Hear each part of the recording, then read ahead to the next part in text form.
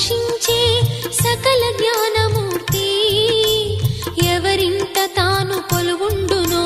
కలుగును వారికి కీర్తి సకల సంపదల మూలము సుమనోహరి లక్ష్మి శ్రీ చక్రవాసిని మాత శ్రీ విష్ణు ధర్మ పత్ని తనని నమ్మిన భక్తులకు దరిద్రమును బాపు కొలిచెడి వనితల కొంగులలో బంగారము నింపు అష్టలక్ష్ముల రూపున అవతారం దాచినది కష్టములను తొలగించగా భూమిలో వెలసినది లక్ష్మీదేవి కథా శ్రీ లక్ష్మీదేవి కథా